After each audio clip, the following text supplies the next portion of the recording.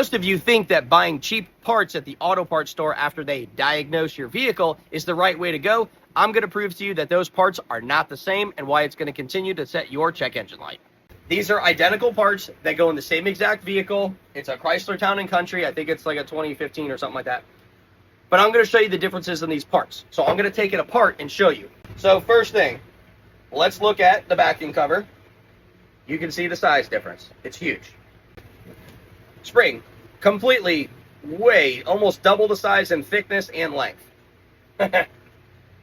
Same thing with the thermostat itself. If we put it apples to apples in the center, look how much bigger this Chrysler one is on this hand here.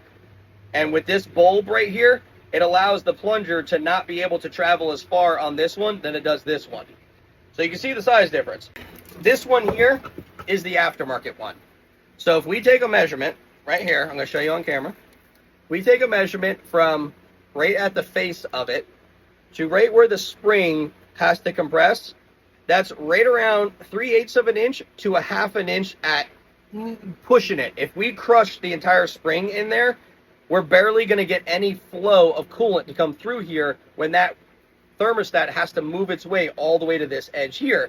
Because when we start stacking the spring up, there's no room for that plunger to open all the way, and we restrict coolant flow. If we look here, we're going to get anywhere between 3/8 of an inch to 3/4, or 5/8 of an inch to 3/4 of an inch. You could even say maybe 5/16 to 3/4 of an inch or 5/8.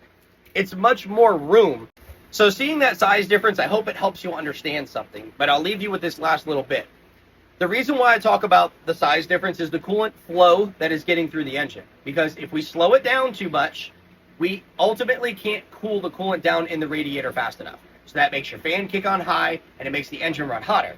Now, with these cheap thermostats, my first-hand experience, 100%, shows that they run anywhere from about 212, 213 degrees all the way up to 220. Sometimes I've seen them at 221 and 222, and that's if we're sitting like at a stop sign in traffic where there's other cars around and it's really, really hot.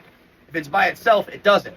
Now, these Motorcraft, or these Chrysler ones, those will stay somewhere between 208 and 212 to 213. That's it. That's as high as they go because there's more flow in that thermostat.